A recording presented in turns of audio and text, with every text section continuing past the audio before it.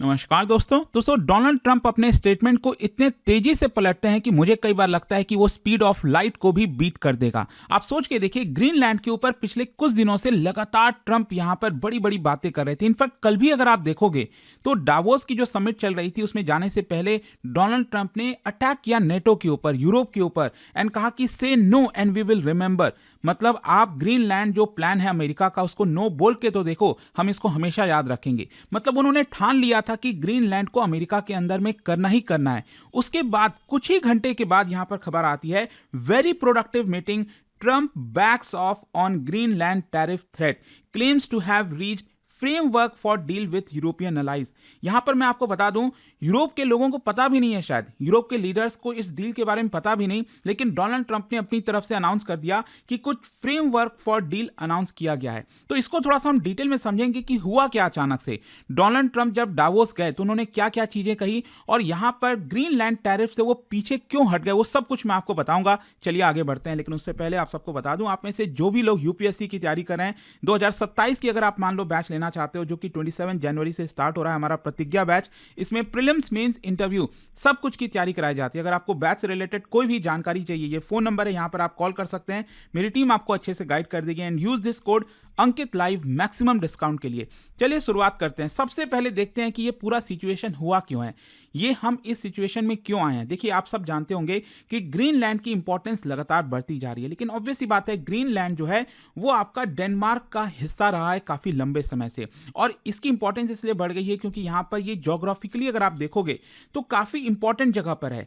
Arctic circle में अगर आप देखिए तो काफी बड़ा हिस्सा ग्रीनलैंड का आता है, और इसकी वजह से जो आर्कटिक में रिसोर्सेज हैं उसको लेकर कंपटीशन बढ़ रहा है। यहां पर जैसे जैसे आइस पिघल रहे हैं, जो रिसोर्स का एक्सट्रैक्शन है वो आसान होता जा रहा है।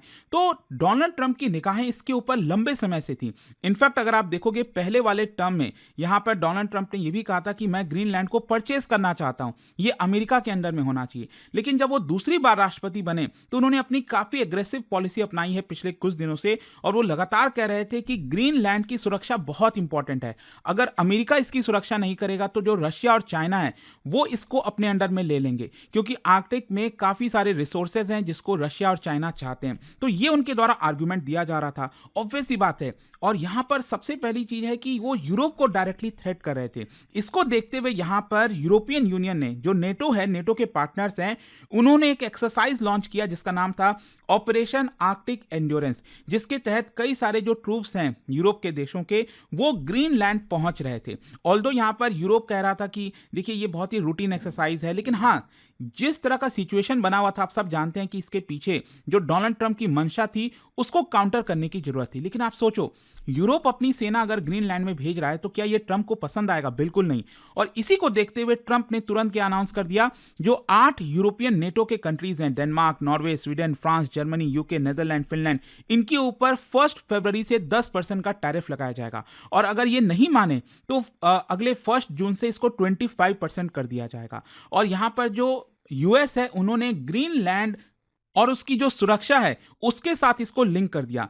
मतलब अमेरिका बार बार ये कह रहा था, ट्रंप ये सजेस्ट कर रहे थे कि ये एक प्रकार से हम मदद कर रहे हैं ग्रीनलैंड के लिए अगर ये अमेरिका के अंडर में आता है। लेकिन ऑब्वियस सी चीज है कि ये नेटो के अंदर एक बहुत बड़ा प्रॉब्लम क्रिएट हो रहा था जैसे ही उन्होंने टैरिफ अनाउंस किया, और यूरोप के देश जो है वो काफी ज्यादा शॉक में आ गए थे। उन्होंने सभी लीडर्स ने कंडेम किया। पहली बार देखने को मिल रहा था कि यूरोप के जो लीडर्स हैं वो ट्रंप के खिलाफ बोल रहे हैं, और यही प्रॉब्लम है। देखो, यूरोप की सबसे बड़ी प्रॉब्लम यही है कि जब उनके ऊपर प्रॉब्लम आती है ना, तब उनकी आंखें खुलती हैं। अच्छा, ऐसा हो गया, अभी तक भारत के ऊपर टैरिफ लग रहा था, फिर किसी और देश के ऊपर लग रहा था, यूरोप चुपचाप बैठा हुआ था। वो सीक्रेटली कहीं ना कहीं चीजों को प्लान कर रहा था कि हाँ सब ठीक हो जाएगा। लेकिन जब थ्रेट खुद यूरोप के ऊपर आया है तब यूरोप की आंखें खुली, और इसका नतीजा यह हुआ कि यूरोपियन पार्लियामेंट ने जो यूएस और यूरोपियन यूनियन की ट्रेड एग्रीमेंट था उसको सस्पेंड कर दिया। मतलब यहां पर यूएस और यूरोपियन यूनियन में एक डील हो रहा था, ट्रेड डील हो रहा था, लेकिन उसको रेटिफाई नहीं किया गया था, और इसको सस्पेंड कर दिया गया। कहीं ना कहीं यूरोप काफी ज्यादा ट्रंप से नाराज हो गया था।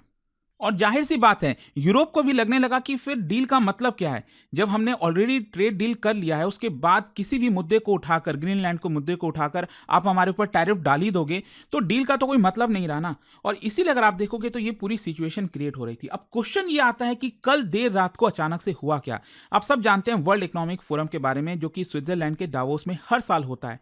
और यहाँ पर ट्रंप जो है अमेरिका से गए डावोस, और वहां पर उन्होंने स्पीच दिया। वैसे तो स्पीच काफी बड़ा था, उसमें बहुत सारी चीजें कही गई। जैसे फॉर एग्जाम्पल उन्होंने अमेरिका को एकदम महान बता दिया, ऐसा कह दिया कि अमेरिका ही धरती है और धरती ही अमेरिका है। अमेरिका के बिना इस संसार का, इस दुनिया का कुछ हो ही नहीं सकता। जी हाँ, आप देखिए, उनका कहना था global prosperity depends on American economic dominance. मतलब अमेरिका का इकोनॉमिक डोमिनेंस नहीं होगा तो ग्लोबल प्रॉस्पेरिटी नहीं हो सकती। उनका आर्गुमेंट ये था, US is the engine of global growth. बाकी जो बेनिफिट्स हैं उनको डिस्प्रपोर्शनेटली ज्यादा बेनिफिट होता है अमेरिका से, और अमेरिका को कम बेनिफिट होता है। तो ये आर्गुमेंट उनके द्वारा दिया जा रहा था। फिर इसके अलावा उन्होंने यहां पर ग्रीनलैंड को लेकर कहा कि Greenland is vital for global and NATO security. Europe Greenland को डिफेंड नहीं कर सकता चाइना और रशिया से, और इसलिए US is best placed to protect it. इसलिए हमें जो ग्रीनलैंड है हमारे हाथों में दे दो। और ट्रंप का नेटो के ऊपर भी हमला था। उनका कहना था, अगेन वही चीज उन्होंने रिपीट किया, कि जो नेटो के मेंबर्स हैं वो अंडर पे करते हैं। जो डिफेंस है उसकी सुरक्षा के लिए यहां पर अमेरिका ज्यादा कंट्रीब्यूट करता है, और ये अनफेयर बर्डन है अमेरिका के ऊपर। तो ये सारी चीजें वो अपने स्पीच में दे रहे थे। डावोस समिट के दौरान जब वो स्पीच दे रहे थे, वो सारी चीजें कर रहे थे। लेकिन वही मैं आपसे बोला ना कि इतने तेजी से वो पलटते हैं। उन्होंने बस कुछ ही मिनटों के बाद ये कह दिया that framework for a future deal reach हो गया है नेटो के साथ। नेटो के जो सेक्रेटरी जनरल हैं मार्क रूट, ग्रीनलैंड और आर्कटिक कॉपरेशन को लेकर हमारा कुछ डील हो गया है, ऐसा ट्रंप ने यह कह दिया। और ऑब्वियस सी बात है, इसकी वजह से अगेन खलबली मच गई कि अचानक से क्या हुआ। तो क्वेश्चन अब यह आता है कि ये फ्रेमवर्क एक्चुअली है क्या। मैं आपको बता दूं कि डोनाल्ड ट्रंप ने बस इसको अनाउंस किया है कि हमने एक डील रीच किया है नेटो के सेक्रेटरी जनरल के साथ, लेकिन इसका कोई भी पब्लिक डॉक्यूमेंट या फिर डिटेल्ड एग्रीमेंट शेयर नहीं किया गया। डोनाल्ड ट्रंप ने इसके बारे में कोई बहुत ज्यादा कुछ बताया नहीं। लेकिन मैं आपको बता दूं, जो चीजें सामने आ रही हैं, मोस्ट प्रॉब्ली हो क्या सकता है। देखिए, सबसे पहले तो यह बताया जा रहा है कि आर्कटिक एरिया के अंदर यहां पर जो नेटो का सर्विलेंस है, जो नेटो का कोऑर्डिनेशन है, उसको बढ़ाया जाएगा। जैसे सर्विलेंस करना, ज्वाइंट एक्सरसाइज, इंटेलिजेंस शेयरिंग करना। मतलब आई होप ये चीज आप समझ रहोगे कि ट्रंप का पहले जो आर्गुमेंट था ना कि चाइना और रशिया ये यहां पर आ सकते हैं और टेक ओवर कर सकते हैं, तो इसके लिए उसके डिफेंस की जरूरत थी। तो अब ट्रंप का मोस्ट प्रॉब्ली ये कहना है कि अब नेटो के साथ यहां पर और ज्यादा निगरानी रखी जाएगी और अच्छे से इसकी देखभाल की जाएगी, ताकि रशिया और चाइना इस एरिया में ना आ सके। फिर इसके अलावा यूएस ऑपरेशनल फ्रीडम होगा। अगर आप देखोगे तो यहां पर ग्रीनलैंड में जो थुले एयर बेस है, यहां पर रूल करता है अमेरिका, वो उसके अंडर में है। तो यहां पर उसके जो रोल है उसको एक्सपैंड किया जाएगा। मोस्ट प्रॉब्ली यहां पर हो सकता है कि जो एरिया है वो और ज्यादा दिया जाए अमेरिका को। यहां पर जो मिसाइल डिफेंस और स्पेस ट्रैकिंग है, हो सकता है उसको बढ़ाया जाए। फिर इसके अलावा यहां पर कलेक्टिव रिस्पॉन्स होगा रशिया और चाइना के खिलाफ। मतलब रशियन जो आर्कटिक मिलिटराइजेशन है, ट्रंप ये आर्गुमेंट दे रहे हैं कि देखिए, जो रशिया है वो आर्कटिक में मिलिटराइजेशन कर रहा है, अपने जो पुराने बेसेस हैं उसको ओपन कर रहा है, वहां पर अपने जो बड़े बड़े शिप्स हैं उसको गुजार रहा है। तो इसके अलावा यहाँ पर जो चाइनीज स्ट्रैटेजिक एक्सेस और इन्वेस्टमेंट है, तो इन सबको काउंटर किया जाएगा। मतलब चाइना का जो इन्वेस्टमेंट वगैरह है ग्रीनलैंड में, वो नहीं आने दिया जाएगा। तो मोस्ट प्रॉब्ली ये जो मैं आपको बता रहा हूं ना, ये फ्रेमवर्क जो डील है, इसके बारे में पब्लिकली कुछ बोला नहीं गया, लेकिन मोस्ट प्रॉब्ली ये सारी चीजें होने वाली हैं।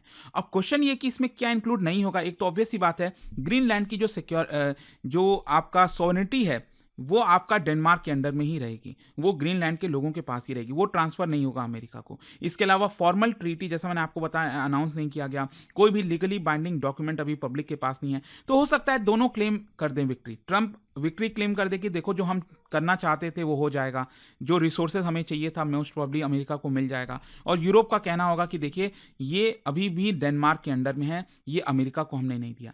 तो दोनों के लिए मे भी शायद कुछ विन विन सिचुएशन हो जाए। लेकिन जैसा मैं आपको बता रहा था ना कि ट्रंप ने ये जो डील अनाउंस किया, फ्रेमवर्क डील, इसके बारे में बहुत से यूरोपियन अलाइज को खुद ही नहीं पता कि ऐसा कुछ हुआ है। और कई बार यही होता है, ट्रंप अपने आप से चीज़ों को बोल देते हैं और बाद में जो कंट्री के लीडर्स हैं बाकी के, उनको पता चलता है कि ऐसा भी कुछ हो गया है।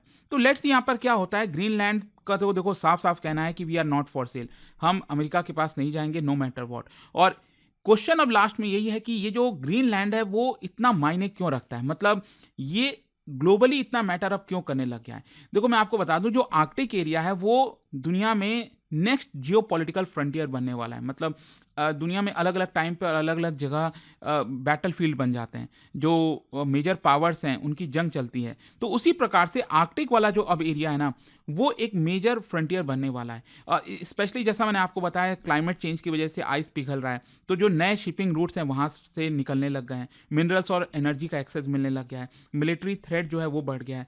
तो आर्कटिक बेसिकली अगर आप देखोगे, पहले जोन ऑफ कोऑपरेशन होता था, अब ये जोन ऑफ कंपटीशन बनने जा रहा है।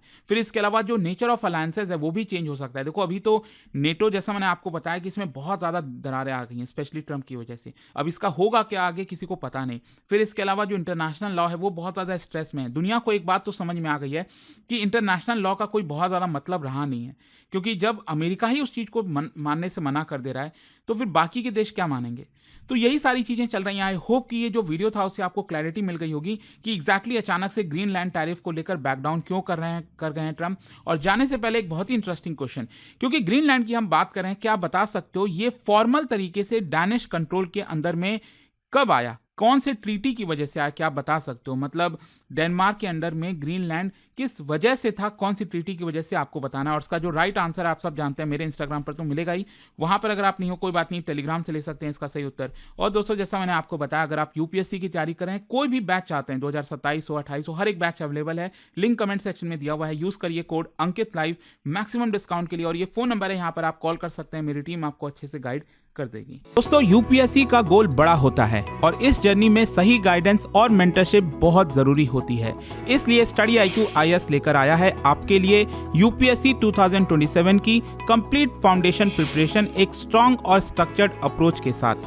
हमारा फाउंडेशन कोर्स 3 लैंग्वेजेस में अवेलेबल है, इंग्लिश, हिंदी और इंग्लिश। अब आप अपनी पसंद की लैंग्वेज में तैयारी शुरू कर सकते हैं, same syllabus, same expert faculties और सेम क्वालिटी गाइडेंस के साथ।